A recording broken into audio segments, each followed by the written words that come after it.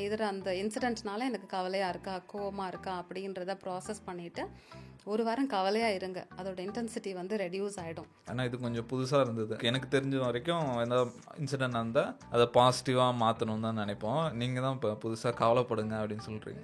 So கவலையாக இருக்கா, கவலைப்படுங்க, process பண்ணுங்கள். அதை பற்றி நிறைய ஃப்ரெண்ட்ஸ் இருந்தாங்க, கம்ஃபர்டபுள் பர்சன் இருந்தாங்கன்னா ஷேர் பண்ணுங்கள். பெரிய பிரச்சனை என்னன்னு நினைக்கிறாங்கன்னா, குடிச்சிட்டு அடித்தாதான் வந்து பெரிய பிரச்சனை, மற்றபடி இந்த எமோஷனல் கேப் எல்லாம் வந்து பிரச்சனை இல்லை அப்படின்னு நினைக்கிறாங்க. பட் எப்படி குடிச்சிட்டு அடிக்கிறது ஒரு பெரிய அப்யூஸோ, இந்த எமோஷனல் கேப் அப்படின்றதும் ஒரு பெரிய இம்பாக்ட் கொடுக்கும். இப்போ ஒரு பார்ட்னரோட லவ் லாங்குவேஜ் வந்து குவாலிட்டி டைமாக இருக்குன்னு வச்சுக்கோங்களேன். ஆப்போசிட் பர்சன் வந்து நிறைய கிஃப்ட்ஸ் வாங்கி கொடுத்துட்டு இருப்பாங்க. பட் அது ஒர்க் ஆகுமான்னு கேட்டிங்கன்னா, அந்த பார்ட்னர் வந்து லவுடாகவே ஃபீல் பண்ண மாட்டாங்க. அவங்களுக்கு நீங்கள் குவாலிட்டி டைம் கொடுத்து அவங்க கூட நிறைய டைம் ஸ்பெண்ட் பண்ணிங்கன்னா தான் அவங்க லவுடாக ஃபீல் பண்ணுவாங்க.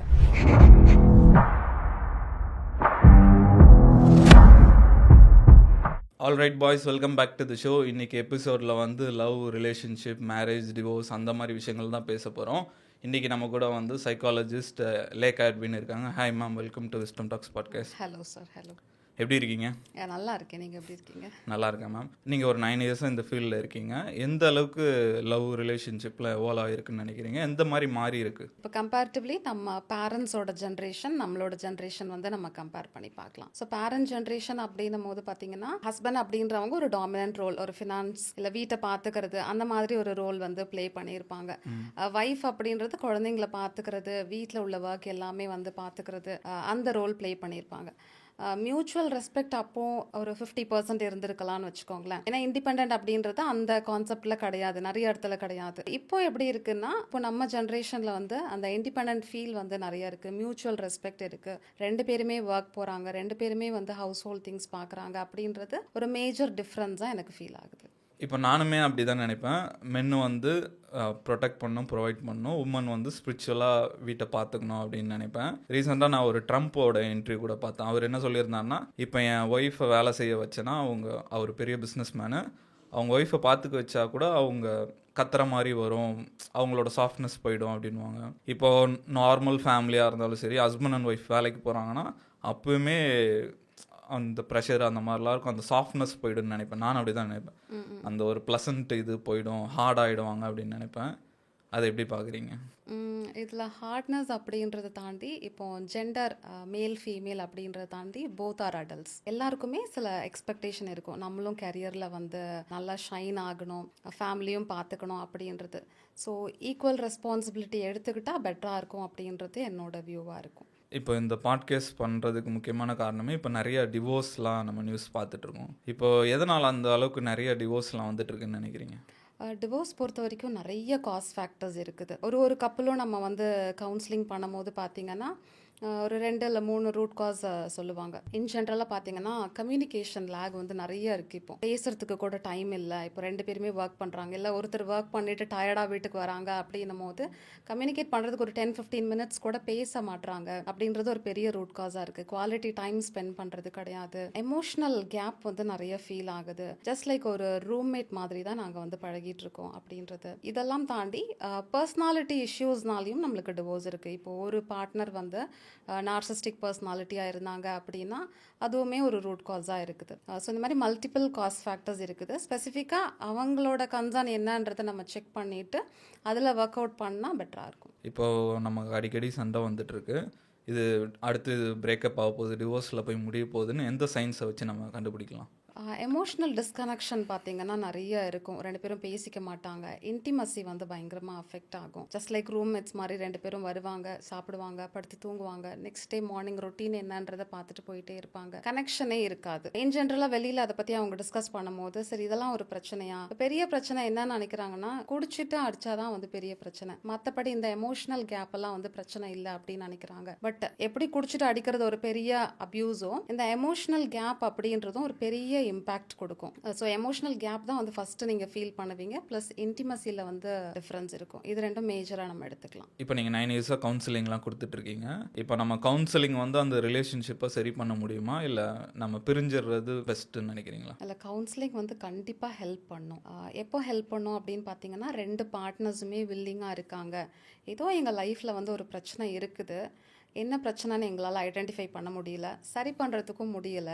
ஆனால் நாங்கள் அதை சரி பண்ணிக்கிறோம்னு நினச்சி நாங்கள் வில்லிங்னஸாக இருக்கோம் அப்படின்னா கவுன்சிலிங் வந்து கண்டிப்பாக ஒர்க் ஆகும். டைரெக்டாக டிவோர்ஸ் அப்படின்னும் போது பின்னாடி லைஃப்பில் ஒரு ரெக்ரெட் இருந்துடக்கூடாது. ஒரு ட்ரை நம்ம கொடுத்து பார்த்துருந்துருக்கலாமே, என்ன இஷ்யூன்றதை நம்ம ஒர்க் அவுட் பண்ணி பார்த்துருந்துருக்கலாமே அப்படின்ற ஒரு ரெக்ரெட் இல்லாமல் இருக்கிறதுக்கு கவுன்சிலிங் வந்து கண்டிப்பாக ஒரு ட்ரை பண்ணி பார்க்கலாம். ஸோ ஸ்பெசிஃபிக்காக கவுன்சிலிங்கில் என்ன பண்ணுவோன்னு பார்த்தீங்கன்னா, 2 பேரையும் ஃபஸ்ட்டு தனித்தனியாக அட்ரஸ் பண்ணிவிட்டு என்ன ரூட் காஸ் இருக்குது அப்படின்றத ஃபைண்ட் அவுட் பண்ணி நம்ம சொல்லி எப்படிலாம் ஒர்க் அவுட் பண்ணலாம் இதை ரெக்டிஃபை பண்ணுறதுக்கு அப்படின்ற டீட்டெயில் தெரப்பி ப்ராசஸ் இருக்கும். ஸோ அதை நீங்கள் ட்ரை பண்ணிவிட்டு அது ஒர்க் ஆகலை அப்படின்னும் போது you can go for divorce. இப்போ லவ்வுக்குன்னு ஏதாவது எக்ஸ்பீரி டேட் இருக்கா? இப்போ ஸ்ட்ரேஞ்சர்ஸாக இருக்கும், பேசுகிறோம் பழகுறோம், ரொம்ப ஸ்பெஷலான பர்சனாக இருக்காங்க, திருப்பி ஏதோ பிரச்சனை வந்தது அப்புறம் அப்படி நின்றுது, பேச மாட்டோம். லவ்வுக்குன்னு ஏதாவது எக்ஸ்பீரி டேட் அந்த மாதிரி ஏதாவது இருக்கா? எக்ஸ்பைரி டேட் அப்படின்னு கிடையாது, பட் அதோட இன்டென்சிட்டி வந்து ரெடியூஸ் ஆகிறதுக்கான சான்சஸ் இருக்குது. எப்போல்லாம் ரெடியூஸ் ஆகும் அப்படின்னா, இப்போ 2 பேர் பார்ட்னர்ஸ் இருக்காங்க அப்படின்னா, பார்ட்னர் இல்லை ரிலேஷன்ஷிப்பில் இருக்கும் போது நம்மளுக்குன்னு சில எக்ஸ்பெக்டேஷன்ஸ் இருக்கும், நம்மளுக்குன்னு சில நீட்ஸ் இருக்கும். பார்ட்னர் இதெல்லாம் நம்மளுக்கு பண்ணணும் அப்படின்ற மாதிரி அந்த நீட்ஸ் வந்து மீட் ஆகலை அப்படின்னும் போது அந்த லவ்வோட இன்டென்சிட்டி வந்து பார்த்தீங்கன்னா ரெடியூஸ் ஆகும், எக்ஸ்பைரி ஆகாது. திரும்பியும் அதை நீங்கள் நர்ச்சர் பண்ணி கொண்டுட்டு வரலாம். இப்போ வந்து சோஷியல் மீடியா நம்மளை நிறைய இன்ஃப்ளூயன்ஸ் பண்ணுதுன்னு நினைக்கிறேன். கண்டிப்பா. இப்போ ரீல்ஸ்லாம் பார்த்தீங்கன்னா ஒரு ரீல் எப்படி வரும்னா, இந்த பொண்ணு இல்லைன்னா என்ன 1000 பொண்ணு இருக்கு அப்படின்ற மாதிரி வரும். இன்னொரு ரீல் பார்த்தீங்கன்னா ஈகோலாம் இருக்கக்கூடாது, இப்போ நம்ம ஈகோ பார்த்தோன்னா இந்த பொண்ணை மிஸ் பண்ணுறோம் அப்படின்ற மாதிரி நிறைய வந்துட்டு இருக்கோம். எது நம்ம எடுத்துக்கிறது? சோஷியல் மீடியா எந்த அளவுக்கு இம்பாக்ட் பண்ணுது? நம்ம ஃபஸ்ட்டு சோஷியல் மீடியா வந்து எப்படி இம்பேக்ட் பண்ணுது அப்படின்னா, வெறும் பாசிட்டிவ் கண்டென்ட் மட்டும்தான் ஃபஸ்ட்டு நம்ம பார்க்குறோம். அதில் நெகட்டிவ் கண்டென்ட், இப்போ நான் ஒரு ஹாப்பியான ஒரு விஷயம் நடக்குதுன்னா மட்டும்தான் பீப்புள் அப்லோட் பண்ணுறாங்க. அதை மட்டுமே பார்த்துட்டு எல்லாருமே ஹாப்பியாக தான் இருக்காங்க அப்படின்ற ஒரு பர்செப்ஷன் வந்து பீப்புளுக்கு இருக்குது. அது ஃபஸ்ட்டு இம்பேக்ட் அப்படின்னு சொல்லலாம். இப்போ நீங்கள் கேட்குற கொஸ்டின் வந்து ஒருத்தர் ஒரு வியூ பாயிண்ட் இருக்கும். ஒரு லவ் பற்றியோ ஒரு ரிலேஷன்ஷிப் பற்றியோ எல்லாருக்குமே ஒரே செட் ஆஃப் ரூல்ஸ் அப்படின்றது கிடையாது. இப்போ எனக்கு எந்த மாதிரி ஒரு மாரல் வேல்யூ இருக்க ரிலேஷன்ஷிப்பில் அப்படின்றத நம்ம கோ த்ரூ பண்ணிட்டு டிசைட் பண்ணுறது பெட்டராக இருக்கும். There is no set of rules இப்படி தான் அப்படின்னு நம்மளோட எமோஷன்ஸ்க்கோ நம்மளோட தாட்ஸ்க்கோ வந்து ரூல்ஸ் கிடையாது. இப்போ நம்ம ஒரு ரிலேஷன்ஷிப்பை வந்து ஹெல்த்தியாக இல்லை லாங்காக வச்சுக்கணும்னா என்ன பண்ணணும்? எதெல்லாம் ஒர்க் அவுட் பண்ணலாம் அப்படின்னு பார்த்தீங்கன்னா, ஃபஸ்ட்டு உங்களோட பார்ட்னரோட லவ் லாங்குவேஜ் என்ன அப்படின்றத ஐடென்டிஃபை பண்ணிக்கிறது பெட்டராக இருக்கும். ஏன் அப்படின்னா, இப்போ ஒரு பார்ட்னரோட லவ் லாங்குவேஜ் வந்து குவாலிட்டி டைமாக இருக்குன்னு வச்சுக்கோங்களேன், ஆப்போசிட் பர்சன் வந்து நிறைய கிஃப்ட்ஸ் வாங்கி கொடுத்துட்ருப்பாங்க. பட் அது ஒர்க் ஆகுமான்னு கேட்டிங்கன்னா, அந்த பார்ட்னர் வந்து லவ்டாகவே ஃபீல் பண்ண மாட்டாங்க. அவங்களுக்கு நீங்கள் குவாலிட்டி டைம் கொடுத்து அவங்க கூட நிறைய டைம் ஸ்பெண்ட் பண்ணிங்கன்னா தான் அவங்க லவ்டாக ஃபீல் பண்ணுவாங்க.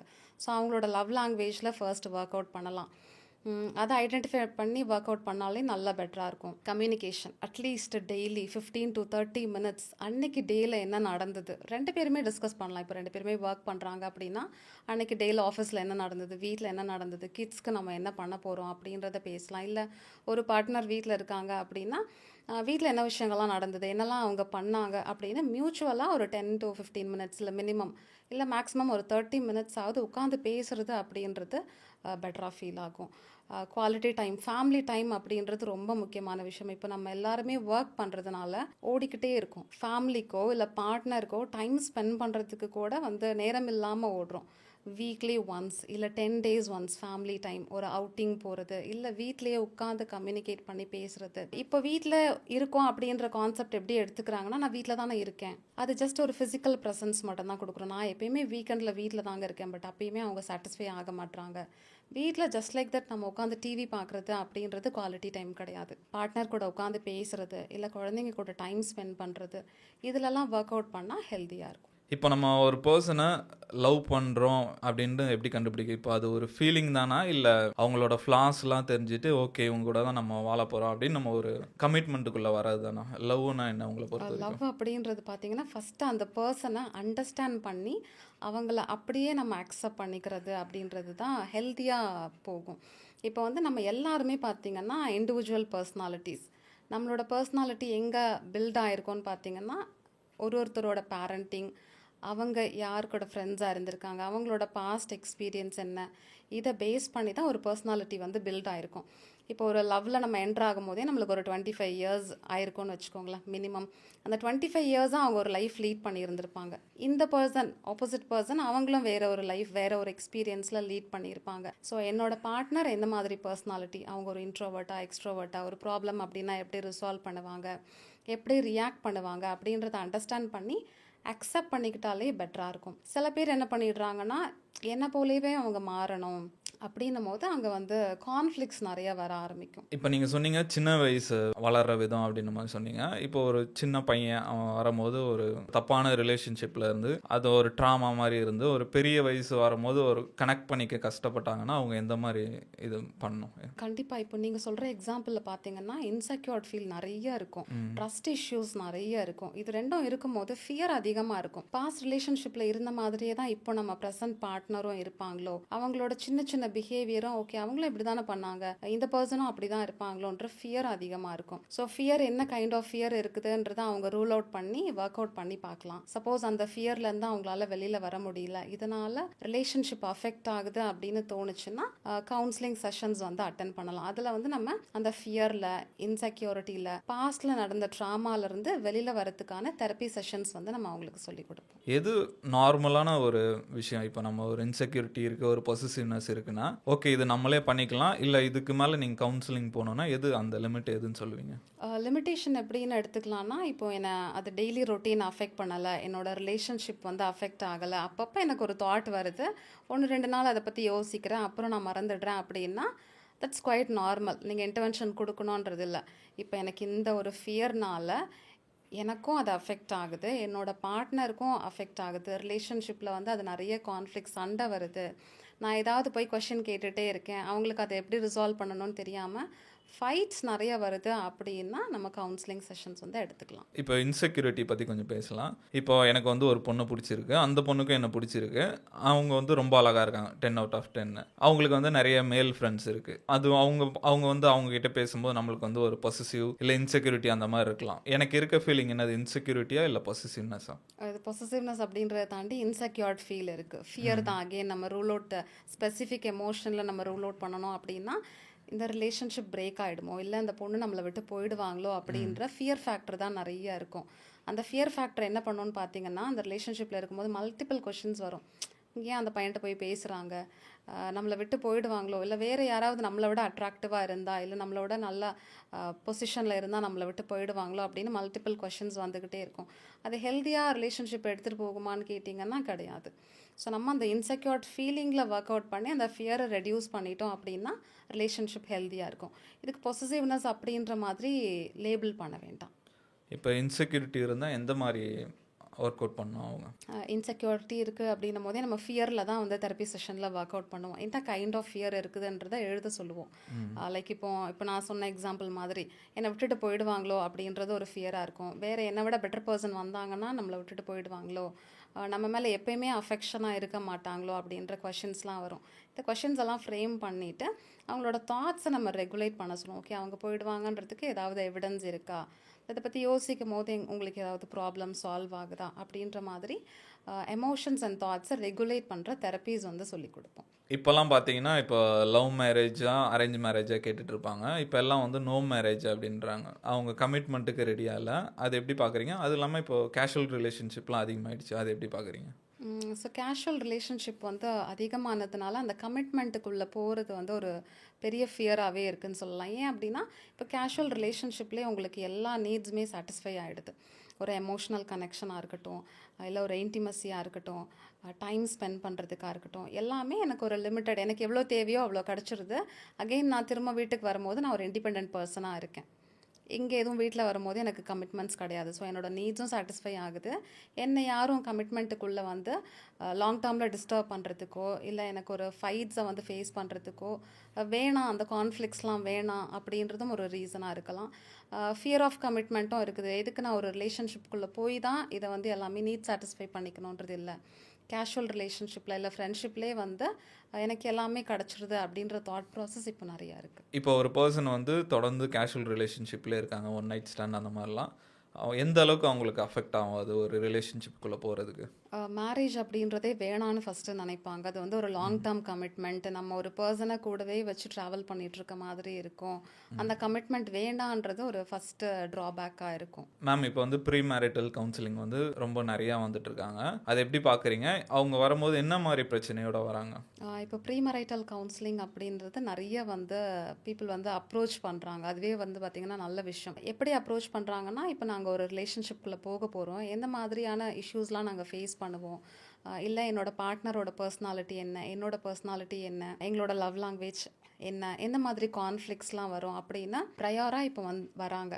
ஸோ வரும்போது நம்ம செஷனில் என்னெல்லாம் டிஸ்கஸ் பண்ணுவோம்னு பார்த்தீங்கன்னா, first as I set individual sessions இருக்கும். ஒரு பர்சன் இன்ட்ரோவர்ட்டாக இருப்பாங்க, ஒரு பர்சன் எக்ஸ்ட்ரோவர்ட் பர்சனாக இருப்பாங்க. ஸோ பார்ட்னர்ஸோட பர்சனாலிட்டி டைப் பற்றி எக்ஸ்பிளைன் பண்ணுவோம், லவ் லாங்குவேஜ் பற்றி எக்ஸ்பிளைன் பண்ணுவோம், கம்யூனிகேஷன் ஸ்கில் ரிலேஷன்ஷிப்பில் வந்து எப்படிலாம் பில்ட் பண்ணலாம், ஒரு கான்ஃப்ளிக்ட் வரும்போது எப்படிலாம் ரிசால்வ் பண்ணலாம் அப்படின்ற அவுட்லைன் ஃபுல்லுமே கொடுத்துக்குவோம். ஸோ இது ப்ரீமரைட்டல் கவுன்சிலிங் எடுத்துக்கிட்டு நம்ம ஒரு லைஃப்பில் என்ட்ரு ஆகும்போது நம்மளுக்கு என்ன ப்ராப்ளம் வரும்னு தெரியும், நம்மளோட பார்ட்னரை பற்றின அண்டர்ஸ்டாண்டிங் அண்ட் அக்செப்டன்ஸ் இருக்கும்.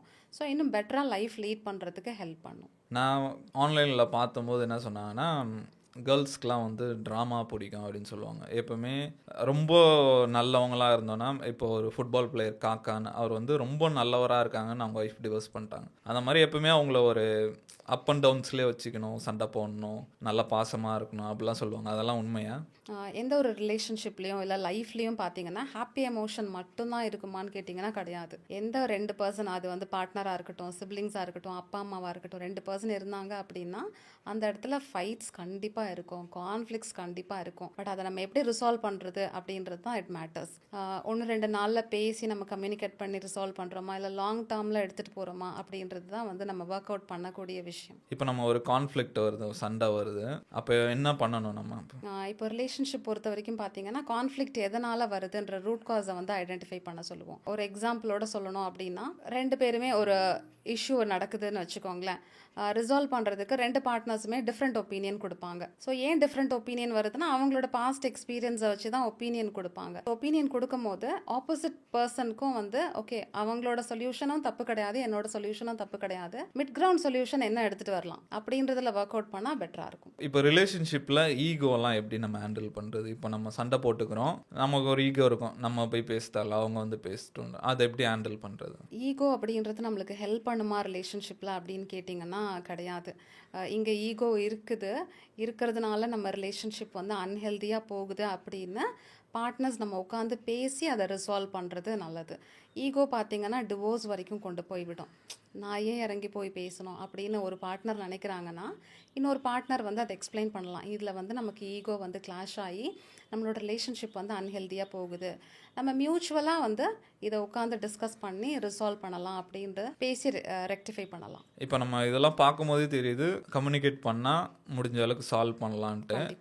ஏன் கம்யூனிகேட் பண்ண மாட்டாங்கன்னு நினைக்கிறீங்க? கம்யூனிகேட் ஏன் பண்ண மாட்டாங்கன்னா, இப்போ நிறைய பேருக்கு தாட் ப்ராசஸ் என்னவா இருக்குன்னா, நான் பேசினாலே சண்டை தான் வருது, நான் பேசாமல் அதை அவாய்ட் பண்ணிக்கிறேன், நான் ஒரு ½ அன் ஹவர் நான் சும்மா இருக்கேன், அமைதியாக இருக்கேன் அப்படின்னா என்னோடய ஒய்ஃப் வந்து அவங்களா சத்தம் போட்டுட்டு போயிடுவாங்க, ப்ராப்ளம் சால்வ் ஆகிடுதில்ல, நான் பேசாமல் இருக்கேன், ஒரு ½ அன் ஹவர் அவங்க திட்டுவாங்க, முடிஞ்சிடும் அப்படின்னு நினைக்கிறாங்க. பட் இதில் வந்து கான்ஃப்ளிக்ட் ரிசால்வ் ஆயிருக்குதா அப்படின்னு கேட்டிங்கன்னா கிடையாது. க்ளோஷரே கொடுக்கல. வைஃப் ஏதாவது ஒரு எக்ஸ்பெக்டேஷனில் ஏதாவது ஒன்று கேட்டிருப்பாங்க, இந்த சைடு இருந்து எந்த ஒரு ரெஸ்பான்ஸுமே இல்லாததுனால ஃபைட்டுக்கோ இல்லை இந்த கான்ஃப்ளிக்ஸ்க்கோ வந்து ரிசால்வ் இல்லாமல் அப்படியே தான் வந்து மனசில் வந்து தொடர்ந்துகிட்டே தான் இருக்கும். அன்னைக்கு ஓகே ப்ராப்ளமை வந்து அதிகம் பண்ணாமல் விட்டுருப்பாங்களே தவிர உள்ள அந்த எமோஷ்னல் கேப் வந்து பார்த்திங்கன்னா அதிகமாக பில்ட் ஆகிட்டே இருக்கும். ஸோ கம்யூனிகேட் பண்ணி உட்காந்து பேசி, சப்போஸ் அன்னைக்கு எனக்கு ரொம்ப இன்டென்ஸாக ஃபைட்ஸ் வருது அப்படின்னா அன்னைக்கு விட்டுட்டு அடுத்த நாள் அதை பற்றி உட்காந்து பேசலாம். எதனால் இந்த ஃபைட் வருது, உன்னோட எக்ஸ்பெக்டேஷன் என்ன, இதை எப்படி ரிசால்வ் பண்ணலாம் அப்படின்ற மாதிரி கன்க்ளூட் பண்ணால் பெட்டராக இருக்கும்.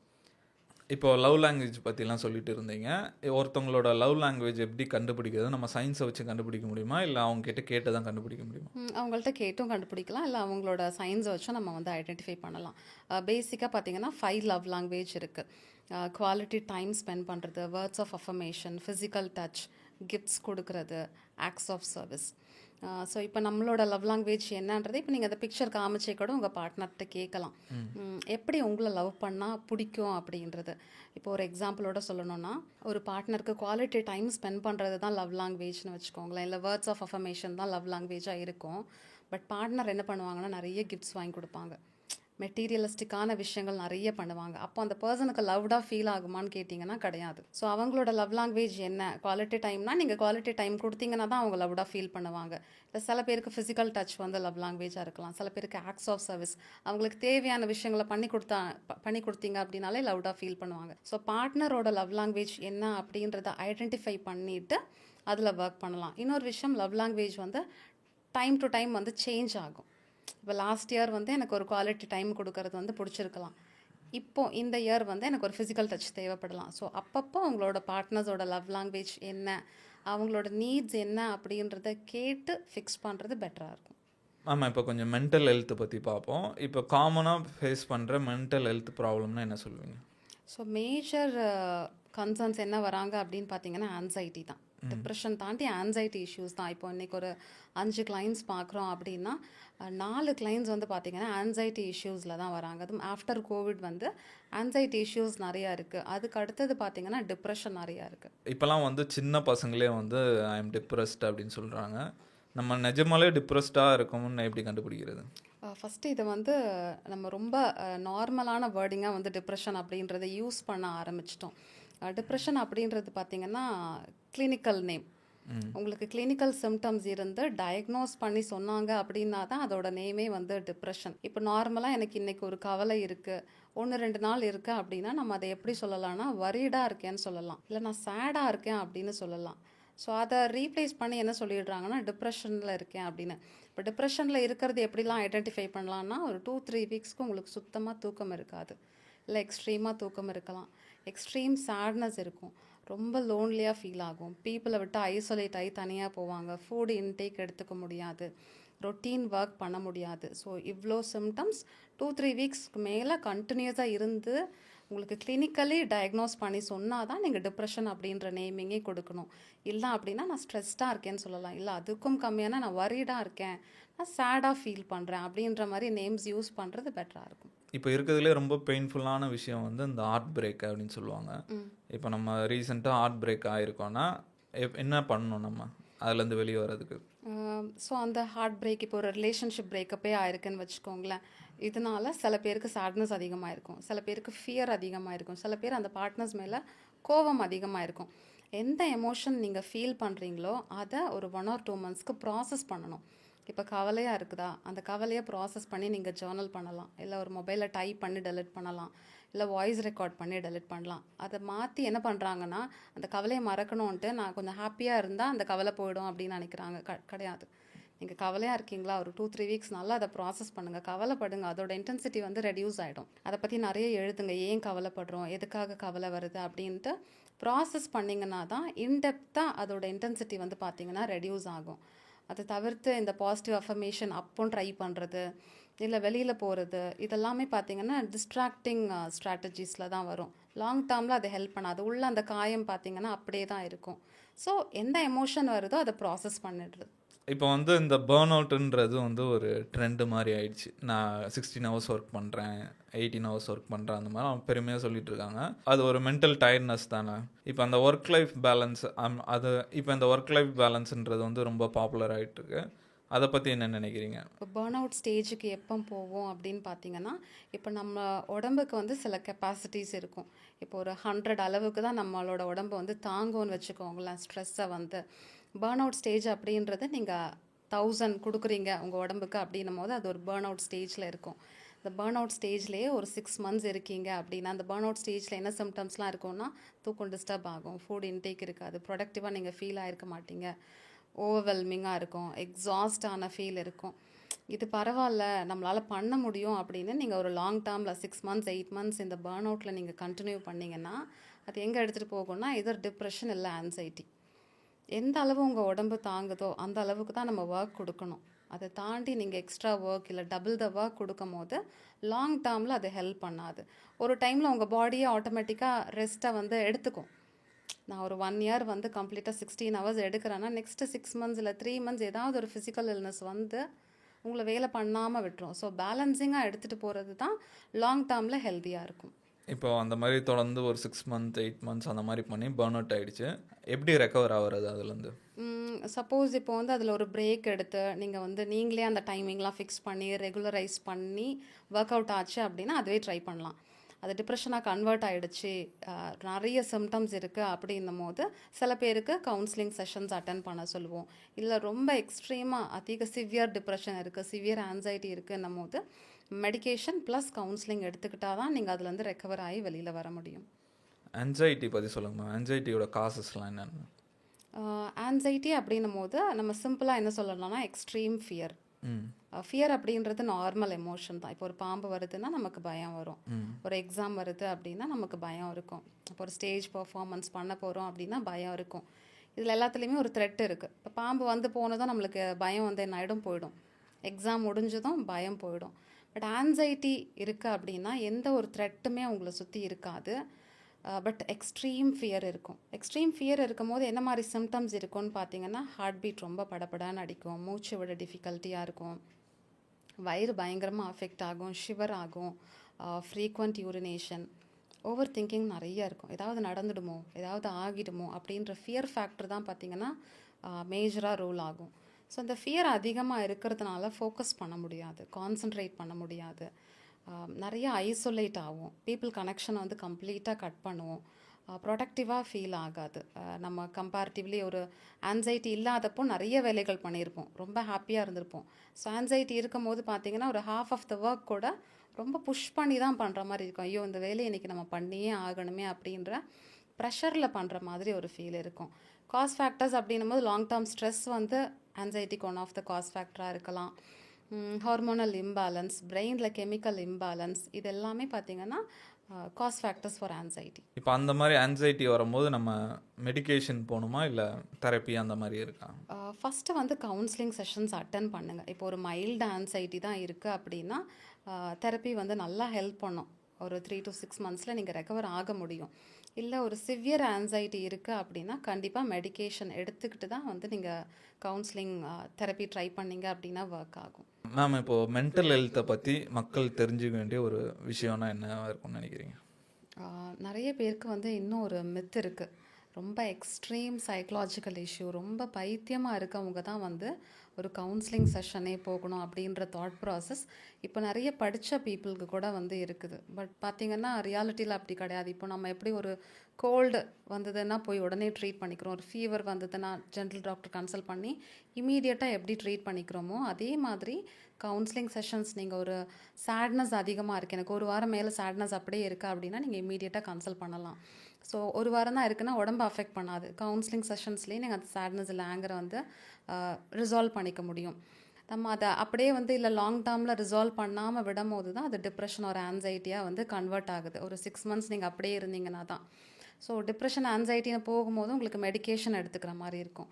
ஸோ ஒரு 2 weeks இருக்கும் போதே இல்லை ஒரு 2-3 weeks எனக்கு கண்டினியூஸாக ஒரு எமோஷன்ஸ் வந்து அதிகமாக இருந்துகிட்டே இருக்குது, நான் அதை பற்றியே யோசிச்சுட்ருக்கேன் அப்படின்னா எப்படி நம்ம ஒரு ஃபிசிக்கல் இல்னஸ்க்கு எந்த ஒரு ஹெசிடேஷனும் இல்லாமல் ட்ரீட்மெண்ட் எடுத்துக்கிறோமோ அதே மாதிரி மென்டல் ஹெல்த் இஷ்யூக்கும் நம்ம சாதாரணமாக ட்ரீட்மெண்ட் எடுத்துக்கலாம். இப்போ மேரேஜ் லைஃப்பில் சில பேர் வந்து ஒரு தப்பான ஆளுக்கிட்ட போய் மாட்டிப்பாங்க, இப்போ அப்யூசராக இருப்பாங்க, இல்லை பயங்கர குடிப்பழக்கம் அந்த மாதிரி இருக்கும். அவங்க கேட்டாலே எனக்கு ஒரு 10 years என் லைஃபே போயிடுச்சு அப்படின்ற மாதிரிலாம் சொல்லுவாங்க. அவங்க அந்த ரிலேஷன்ஷிப்பில் எப்படி அவங்கள இது பண்ணணும், அவங்க வெளியே வந்துடலாமா இல்லை அப்படி அவங்கள மாற்ற முடியும் வாய்ப்பு இருக்கா? இப்போ ஸ்பெசிஃபிக்காகவே நிறைய கேசஸ் எதில் வருதுன்னு பார்த்தீங்கன்னா நார்சிஸ்டிக் பர்சனாலிட்டி ட்ரைட்ஸ் தான். ஏதாவது ஒரு பார்ட்னர் வந்து எம்பத்தட்டிக் பர்சனாலிட்டியாக இருப்பாங்க, இன்னொரு பார்ட்னர் வந்து நார்சிஸ்டிக் பர்சனாலிட்டியாக இருப்பாங்க. ஸோ இந்த ரிலேஷன்ஷிப்பில் பார்த்தீங்கன்னா எம்பத்தட்டிக் பர்சனாலிட்டியாக இருக்காங்களா அவங்க பார்த்தீங்கன்னா நிறைய அஃபெக்ட் ஆவாங்க. எந்த ஒரு பிரச்சனை நடந்தாலும் அவங்க தான் காரணம், இந்த ரிலேஷன்ஷிப்பில் எந்த ஒரு ப்ராப்ளம் இல்லை, வீட்டில் ஒரு பிரச்சனைனா நீங்கள் தான் காரணம் அப்படின்னு ப்ளேம் பண்ணுவாங்க. நார்சிஸ்டிக் பர்சனாலிட்டி இருக்கவங்க பார்த்தீங்கன்னா ரொம்ப செல்ஃப் சென்டர்டாக இருப்பாங்க, ஃபிசிக்கல் அப்யூஸ் பண்ணுவாங்க, வேர்பல் அப்யூஸ், ஒரு நாளை கடத்துறதே அவங்க கூட வந்து பார்த்திங்கன்னா ரொம்ப கஷ்டமாக இருக்கும். பட் வெளியில் அவங்கள பற்றி விசாரிச்சிங்க அப்படின்னா எந்த ஒரு இம்பேக்டும் சொல்ல மாட்டாங்க, நல்ல பர்சன், நல்லா இவங்கள மாதிரி யாரும் இருக்க மாட்டாங்க அப்படின்ற ஒரு இம்பேக்ட் இருக்கும். பட் பார்ட்னர்கிட்ட பார்த்திங்கன்னா கம்ப்ளீட் ஆப்போசிட்டாக இருப்பாங்க. ஃபர்ஸ்ட்டு ஸ்டெப்பை எப்படி எடுக்கிறதுன்னு பார்த்தீங்கன்னா அந்த ரிலேஷன்ஷிப்பில் வெளியில் வர முடியுமான்றதை ட்ரை பண்ணி பார்க்கலாம். இப்போ நார்சிஸ்டிக் அப்படின்னும் போது அவங்கள வந்து நம்ம சேஞ்ச் பண்ண முடியாது. ஸோ ஒரு இனிஷியல் ஸ்டேஜில் தான் இருக்குது அந்த ரிலேஷன்ஷிப் அப்படின்னா வெளியில் வர முடியுமா, அந்த ரிலேஷன்ஷிப் வேணான்னு முடிவு எடுக்க முடியுமான்றதை ட்ரை கொடுக்கலாம். இல்லை எங்களுக்கு மேரேஜ் ஆயிடுச்சு, குழந்தைங்க இருக்காங்க, ஃபேமிலி ஸ்ட்ரக்சர் வந்து ஸ்பாயில் ஆகிடும் அப்படின்னு தோணுச்சுன்னா சில விஷயங்கள் வந்து நம்ம ஒர்க் அவுட் பண்ணலாம். ஃபஸ்ட்டு வந்து பவுண்ட்ரி செட் பண்ணுறது. ஓகே, இந்த லிமிட்டை தாண்டி நீங்கள் வரக்கூடாது அப்படின்றத அவங்கள்ட்ட பேசணும் உட்காந்து. இதை தாண்டி எனக்கு வரும்போது எனக்கு எமோஷ்னலி டிஸ்டர்ப் ஆகுது அப்படின்னு பவுண்ட்ரி செட் பண்ணுறது. முடிஞ்ச அளவுக்கு நோ கான்டாக்டில் அவங்க கூட டைம் ஸ்பெண்ட் பண்ணுறது வந்து குறைச்சிக்கிறது. இப்போ ஒய்ஃபாக இருக்காங்கன்னா அவங்க மேக்ஸிமம் டைம் ஒர்க் பண்ணலாம், இல்லை குழந்தைங்க கூட என்கேஜ்டாக இருக்கலாம். அவங்களோட லைஃப்பை வந்து இண்டிபெண்ட்டாக ஒர்க்கில் எடுத்துகிட்டு போனாங்க அப்படின்னா பெட்டராக இருக்கும். டைம் வந்து பயங்கரமாக ரெடியூஸ் பண்ணிக்கிறது. அவங்க கூட இருக்க டைம் மேக்ஸிமம் ரெடியூஸ் பண்ணாலே பெட்டராக இருக்கும். ப்ளஸ் உங்களோட ஃப்யூச்சர் பிளான் என்ன, நாளைக்கு நீங்கள் என்ன பண்ண போகிறீங்க அப்படின்றதெல்லாம் ஓப்பனாக கம்யூனிகேட் பண்ணாமல் எமோஷன்ஸை ரொம்ப வெளிக்காட்டாமல் எடுத்துகிட்டு போகிறது ஹெல்ப்ஃபுல்லாக இருக்கும். இப்போ ஒருத்தர் அந்த அளவுக்கு ஒரு க்ரூவலான பர்சனாக மாறுறாருன்னா அது என்ன ரீசனாக இருக்கும்? அவங்க வளர்ந்த விதம் சொல்லலாம், பேரண்டிங் சொல்லலாம், இல்லை ஜெனட்டிக்காகவே இந்த இஷ்யூஸ்லாம் வந்து இருக்கலாம். இப்போ ரிலேஷன்ஷிப்பில் இப்போ ஓல்டு பீப்புளுக்கும் இப்போ இருக்க ஜென்ரேஷனுக்குமே அவ்வளோ டிஃப்ரென்ஸ் இருக்குது. இப்போ நம்ம அப்பா அம்மா எல்லாமே அவங்க இது வரைக்கும் நல்லா தான் போயிட்டுருக்கு, ரிலேஷன்ஷிப் பிரச்சனை இல்லாமல். மோஸ்ட் ஆஃப் நிறைய பேர் சில பிரச்சனைலாம் வருது, ஆனால் மோஸ்ட் ஆஃப் த ரிலேஷன்ஷிப் வந்து கரெக்டாக தான் போயிட்டுருக்கு. ஆனால் இப்போ இருக்க யங் ஜென்ரேஷன்லாம் வந்து நிறைய சண்டை வர மாதிரி இருக்குது. அது இல்லாமல் இந்த லவ் லாங்குவேஜ் அப்படிலாம் சொல்லிட்டு இருக்கீங்க, அந்த மாதிரிலாம் இருக்குது. இந்த ஓல்டு ஜென்ரேஷனுக்கும் இப்போ இருக்க ஜென்ரேஷனுக்கும் எப்படி நீங்கள் டிஃப்ரென்ஸ் பார்க்குறீங்க? இப்போ ஃபைட்ஸ் அப்படின்னு பார்க்கும்போது 2 ஜென்ரேஷன்லேயுமே இருந்திருக்கும். பட் முன்னாடி பார்த்தீங்கன்னா அது அந்த அளவுக்கு எக்ஸ்போஸ் ஆகலை, வெளியில் வரலை.